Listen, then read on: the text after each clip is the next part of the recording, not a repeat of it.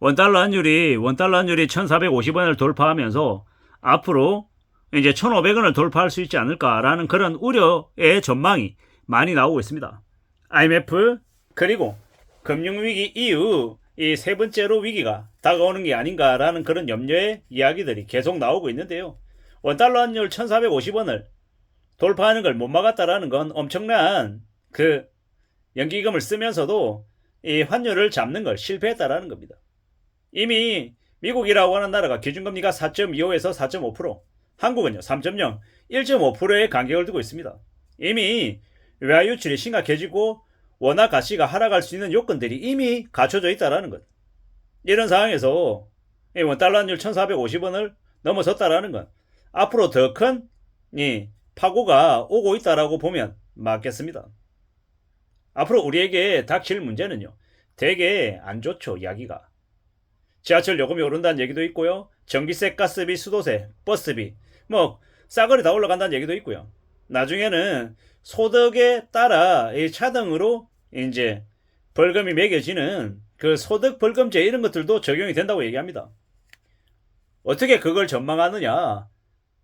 선진국이라고 하는 나라에서 이미 그러한 것들을 실행하고 있고, 그건 그네들 나라들이 재정이 부족해서 어떤 식으로든 이유를 만들어서 세금을 징수하려고 했던 그들의 이 상황이 이제 별반 다르지 않은 게 이제 한국에도 이제 닥친다라는 겁니다. 일본이라고 하는 나라에서는 고속도로 톨게이트 비용이 무지하게 비쌉니다. 지하철 요금도 무지하게 비쌉니다.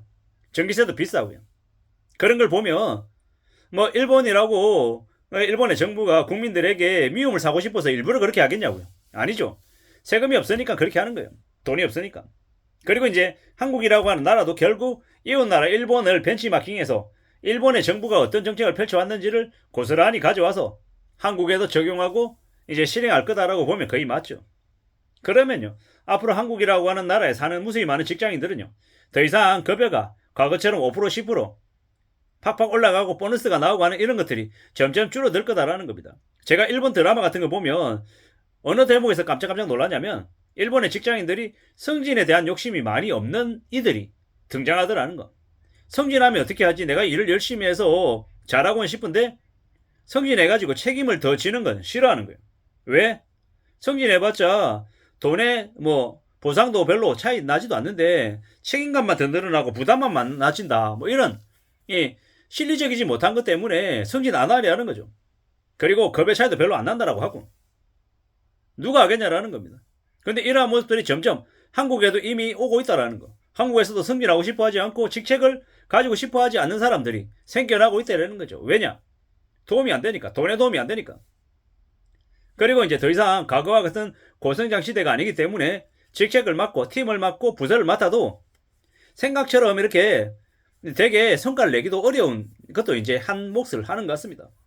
결국에는요, 앞으로 살아가는 삶의 모습들이 예전하고 많이 다를 거다라는 말들을 되게 많이 합니다. 좀도둑들이 늘어날 거다, 빌런, 쪼커들이 탄생할 거다, 여러 가지 이야기들이 도처에서 나오고 있습니다.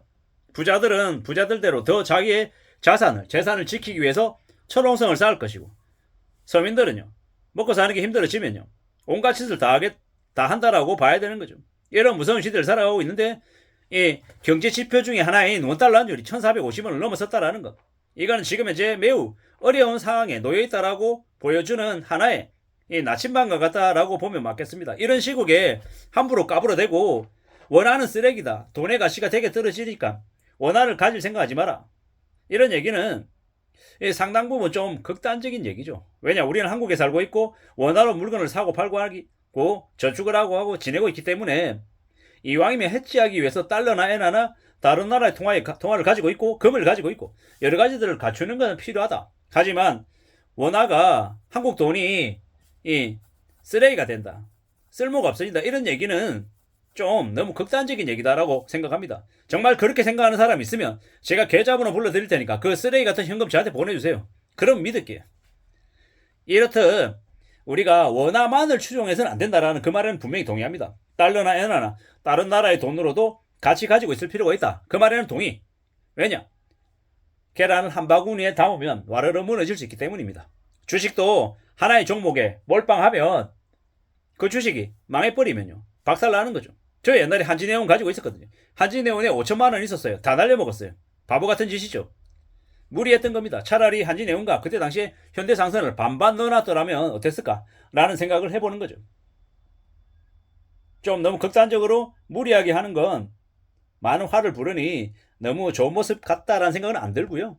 어떻게든 이제 앞으로 우리가 살아가며 우리가 겪게 될 현실들이 예상치 못한 일들이 많이 벌어질 수 있기 때문에 항상 대안은 필요하고 준비는 필요하다. 그리고 항상 여러 가지를 이렇게 나눠서 분산해서 가지고 있는 게 제일 좋겠다라는 생각을 계속하고 있습니다.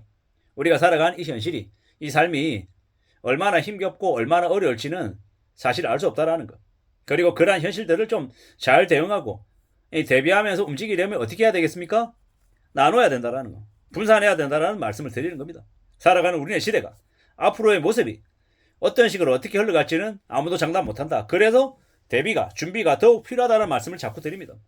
그래서 돈 그러는 거죠. 원달러 환율이 1450원을 돌파하고 있다. 제가 이제 달러를 조금 가지고 있긴 하거든요. 근데 그 달러의 평가 금액이 자꾸 올라가더라고요. 좋다고 말할 수 없는 거죠. 왜냐? 제가 가지고 있는 돈 중에 달러는 일부인 거고 원화가 훨씬 더 많은데 원화의 가치가 떨어진다라고 하니 기분은 안 좋죠. 그럼 그렇다고 해서 원화가 쓸모없냐? 그렇지 않습니다. 앞으로도 원화의 가치는 더욱더 커질 거다라고 보고 움직여야겠습니다. 앞으로 당분간은 몇 년간은 이 시중금리도 쉽사리 안 내려갑니다. 그 말은 인즉슨 뭡니까?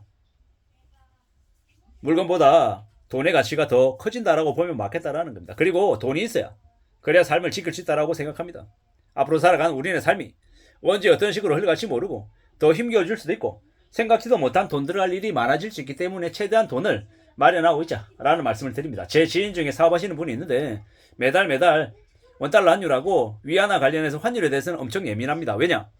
그분은 이제 거래처에 해외 거래처에 송금을 언제 해주냐에 따라서 이 대기업 직장인들의 1년 연봉이 생겼다 사라졌다 하기 때문에 환율에 되게 민감하죠.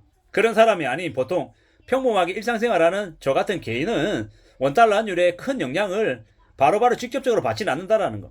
물론 신경은 써야겠지만 너무 그런 것에 매일매일 민감해하며 살 필요는 없겠다라는 것. 다만 어떻게 흘러가는지에 대해서 관찰하고 대비하고 앞으로의 삶이 어떻게 흘러가는지에 대한 전망 정도는 할 필요가 있다라는 것. 그리고 그러한 것들은 모든 것들은 다 뭐에 필요하다? 내가 어떻게 일상을 살아가냐에 따라 살아가냐에 대한 이 참고할 수준인 거지. 제가 뭐 정책 입장자도 아니고 사업을 크게 하는 해외랑 송금을 주고받고 하는 사업 사장이 아니기 때문에 그 정도까지는 안 봐도 될 것 같다라고 생각합니다. 아무쪼록 원달러 환율 1450원이 넘어섰다라는 사실이 우리에게 알려주는 의미가 뭘까를 곰곰이 한번 생각해 보게 됩니다. 아무쪼록 좀 더 미래를 대비할 필요가 있겠습니다. 이상입니다.